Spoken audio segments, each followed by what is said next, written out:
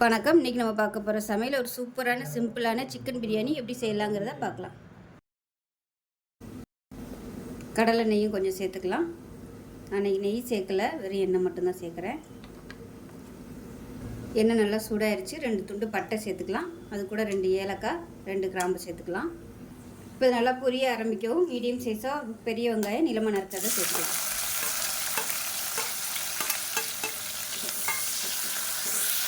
இப்போ பாருங்கள், வெங்காயம் ஓரளவுக்கு நல்லா வதங்கிருச்சு. இந்த ஸ்டேஜில் ஒரு 2 டேபிள் ஸ்பூன் வர மாதிரி பூண்டு பேஸ்ட்டு சேர்த்துக்கலாம்.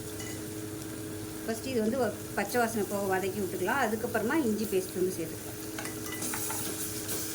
அடுப்பை நல்லா மீடியத்தில் வச்சுக்கோங்க. அந்த பூண்டோட ஃப்ளேவர் நல்லா வரணும். இப்போ பாருங்கள், பூண்டு நல்லா வதங்கிருச்சு. அதோட வாசனை நல்லா வருது. இந்த ஸ்டேஜில் பூண்டை விட கம்மியாக இஞ்சி பூண்டு பேஸ்ட், அதாவது இஞ்சி பேஸ்ட்டு மட்டும் சேர்த்துக்கலாம். நான் வந்து தண்ணி ஊற்றி அரைச்சதால் கொஞ்சம் அதிகமாக தெரியுது. பூண்டு ஃப்ளேவர் தான் அதிகமாக இருக்கணும். இஞ்சி வந்து அதை விட கம்மியாக எடுத்துக்கோங்க. இப்போ இதையும் நல்லா வதக்கிக்கலாம். இப்போ இது நல்லா வதங்கிடுச்சு. 1 டேபிள் ஸ்பூன் மிளகாத்தூள், 1/4 டேபிள் ஸ்பூன் அளவுக்கு மஞ்சள்தூள் சேர்த்துக்கலாம். சேர்த்துட்டு இந்த எண்ணெயில் வதக்கிக்கலாம்.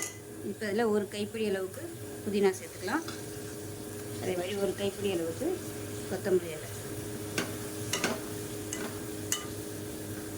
இப்போ இது கூடவே 2 தக்காளி, மீடியம் சைஸாக 2 தக்காளி சேர்த்துக்கலாம். இப்போ இது எல்லாமே நல்லா கரைஞ்சி வரணும், வதங்கி அந்த அளவுக்கு வதக்கிக்கலாம்.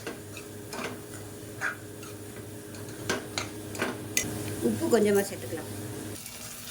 இப்போ பாருங்கள், தக்காளி எல்லாம் நல்லா வெந்து அப்படியே குழைவாக வந்துருச்சு பாருங்கள். அப்படியே கரைஞ்சிடணும். இந்த அளவுக்கு நல்லா வதக்கி விட்டுக்கோங்க.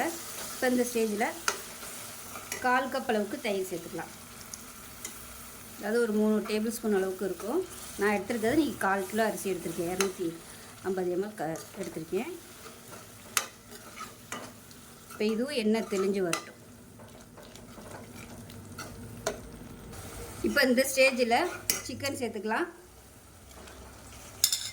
ஸோ 1/4 கிலோ அரிசி எடுத்ததுனால நான் வந்து கொஞ்சம் 1/4 கிலோ கொஞ்சம் கூட சிக்கன் சேர்த்துருக்கேன். இப்போ இதையும் சேர்த்து நல்லா வதக்கி விட்டுக்கலாம். சிக்கன் நல்லா வேகணும். இப்போ பாருங்கள், சிக்கனை நல்லா வதக்கிட்டு 1 கப் அரிசிக்கு 2 கப் தண்ணி வைக்கணும். நான் வந்து 1.25 கப் அளவுக்கு சுடுதண்ணி இப்போ சேர்த்துக்கிறேன். மீதி 1/4 கப்புக்கு பால் சேர்க்கணும். இப்போ இதை வந்து நான் குக்கரில் தான் வைக்க போகிறேன். ஃபஸ்ட்டு நம்ம இந்த சிக்கனை வேக விட்டுக்குருவோம். இந்த மாதிரி பண்ணும்போது சிக்கன் வேகாதது அந்த பிரச்சனை வந்து இருக்காது. மூடி வச்சிடலாம். மூடி வச்சுட்டு நல்லா ஒரு 3 விசில் விட்டுக்கலாம். ஏன்னா பீஸ் வந்து பெருசாக இருக்கிறதுனால 3 விசில் விட்டுட்டு, விசில் வந்ததுக்கப்புறமா ஒரு 2 நிமிஷம் கழித்து ஓப்பன் பண்ணி நம்ம அரிசி சேர்த்துக்கலாம். இப்போ ஸ்டீமில் எடுத்துக்கலாம். எடுத்துகிட்டு பார்த்திங்கன்னா இந்த மாதிரி தான் இருக்கும். இப்போ இந்த ஸ்டேஜில் பால் சேர்த்துக்கலாம். அடுப்பு ஆன் பண்ணிக்கலாம். இப்போ 1/4 கப் அளவுக்கு பால் சேர்த்துக்கலாம்.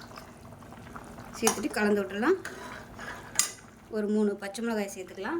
ஒரு அரை முடி எலுமிச்சம்பழத்தையும் பிழிஞ்சு விட்டுக்கலாம். கலந்து விட்டுட்டு உப்பெல்லாம் செக் பண்ணி பார்த்துக்கோங்க. பத்தலைன்னா சேர்த்துக்கலாம். இப்போ அரிசி சேர்த்துக்கலாம். மெஷரிங் கப்பில் 1 கப் அளவுக்கு பாசுமதி அரிசி கழுவிட்டு நல்லா அரை மணி நேரம் ஊற வச்சு வச்சுருக்கேன். அதை சேர்த்துக்கலாம். மொத்தம் 1 கப்புக்கு 2 கப்பு தண்ணி வைக்கணும். இதில் 1.25 கப் அளவுக்கு தண்ணியும் 1/4 கப் அளவுக்கு பாலும் சேர்த்துருக்கேன். உப்பு டேஸ்ட் பண்ணி பார்த்துட்டு பத்தலைன்னா சேர்த்துக்கலாம்.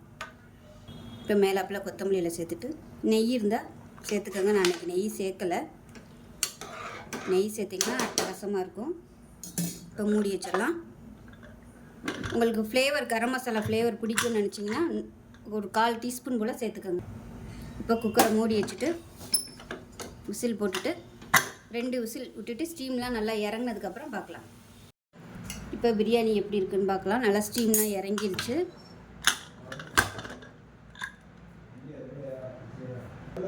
இப்போ சூப்பராக வந்துருச்சு. இப்போ வந்து கிளறி விட்டுக்கலாம். ஸோ ஜூஸியான பிரியாணி ரெடி. ஸோ இது வந்து நம்ம 2 பங்கு தண்ணி வச்சதுனால இந்த மாதிரி இருக்குது. ஆறுச்சுன்னா சரியாயிடும். ரொம்ப நம்ம 1.5 பங்கு தண்ணி வச்சோம்னா ரொம்ப ட்ரையாக இருக்கும். ஸோ இது ஆறுச்சுன்னா உங்களுக்கு கரெக்டாக வரும். சூப்பரான பிரியாணி ரெடி ஆயிடுச்சு. செஞ்சு பாருங்கள். செஞ்சு பார்த்துட்டு எப்படி வந்துச்சுங்கிறத சொல்லுங்கள். வீடியோ பிடிச்சிச்சின்னா லைக் பண்ணுங்கள், கமெண்ட் பண்ணுங்கள், சேனலை சப்ஸ்கிரைப் பண்ணுங்கள், பக்கத்தில் பெல் பட்டனையும் ப்ரெஸ் பண்ணுங்கள். நன்றி.